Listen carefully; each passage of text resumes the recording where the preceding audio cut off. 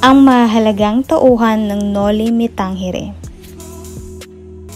Si Crisostomo Ibarra ang binatang kasintahan ni Maria Clara na may makabagong kaisipan at nagdanais na makapagpatayo ng akademya upang matiyak ang magandang kinabukasan ng kabataan ng San Diego. Nag-iisang anak ni Don Rafael Ibarra. Siya ang kumakatawan kay Dr. Jose Rizal at sa mga Pilipinong may pinag-aralan na ang pangarap ay paunlarin ang bayan at magmulat sa mga taong huwag maging mangmang at matutong lumaban sa mga nangaapi.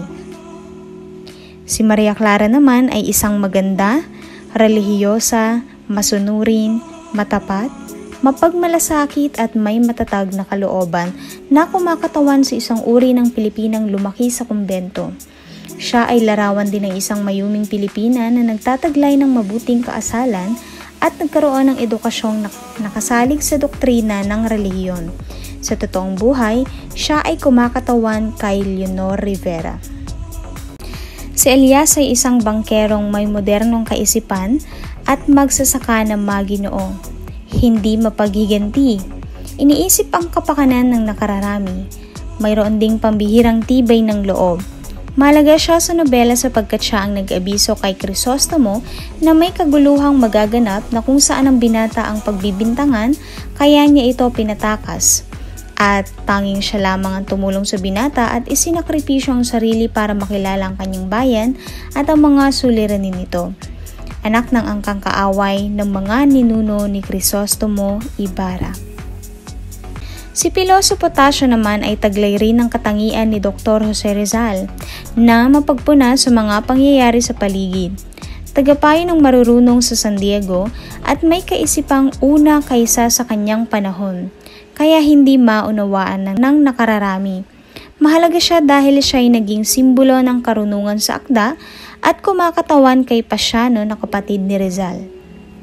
Si Padre Damaso naman ay kurang Pransiskano na masalita, magaspang kumilos at dating kura ng San Diego na nagpahukay at nagpalipat sa bangkay ni Don Rafael Ibarra sa libingan ng mga inchik. Madaling mauto at marupok ang kalooban sa mga papuring hindi sadyang nagmumula sa puso ng nagpaparangal. Siya ay tunay na ama ni Maria Clara na naging mortal na kalaban ni Crisostomo sa buong nobela. Siya ay kumakatawan sa mga arogante at abusadong praile sa panahon ni Rizal.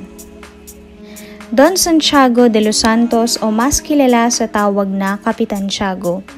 Siya ang kinikilalang ama ni Maria Clara, isang sakim, pinapanginoon ng salapi at mayamang mangangalakal na taga Binondo. Siya rin ang asawa ni Doña Pia, mapagpanggap at sunod-sunuran sa nakatataas sa kanya. Sinisimbolo niya ang mga mayayamang Pilipino. Si Sisa ay isang martir at mapagmahal na ina ni Basilio at Crispin na may asawang pabaya at malupit. Mahalaga siya sapagkat sa kanyang katauhan itinuro sa kababaihan na hindi dapat umuoo ng umuoo sa lahat ng sasabihin ng kalalakihan dahil mayroon din silang karapatan.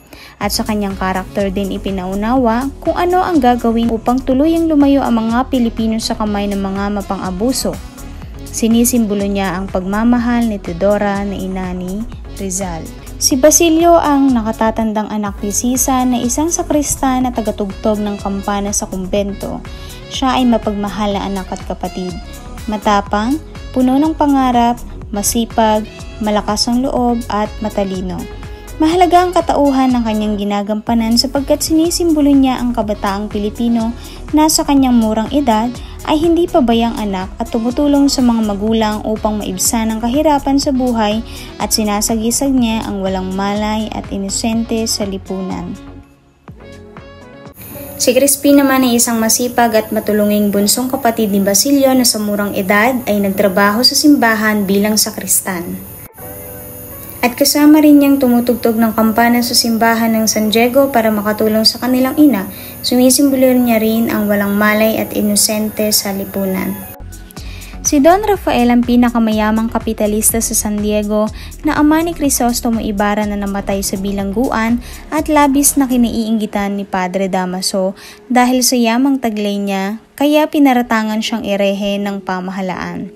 Kinakatawan niya ang taong naghahangad ng katarungan para sa kapwa at naging kahanga-hanga ang paggalang at pagtitiwala sa batas at pagkamuhi sa mga lumalabag dito. Si Doña Pia Alba de los Santos, ang ina ni Maria Clara na maganda, matalino, masipag, madasalin, mahinhin at may bahay ni Kapitan Tiago, na hindi madaling makontento sa estado ng pamumuhay kaya hinangad niya ang magpayaman at nagtagumpay naman siya sa tulong na rin ng kanyang kabiyak. Naging mabuting kaibigan ni na Padre Damaso at Don Rafael Ibarra. Hindi nagkaanak sa loob ng 6 na taong pagsasama nila Kapitan Tiago at namatay pagkatapos maisilang si Maria Clara. Siya ang kumakatawan sa mga Pilipinang inaabuso ng mga praile, ngunit hindi lumalaban dahil sa kahihiyang sinapit nito. Si Doña Victorina de Espadaña naman ay isang babaeng punong-puno ng kolerete sa muka. Nagpapanggap bilang isang mestisang Espanyol pero Pilipinang-Pilipina.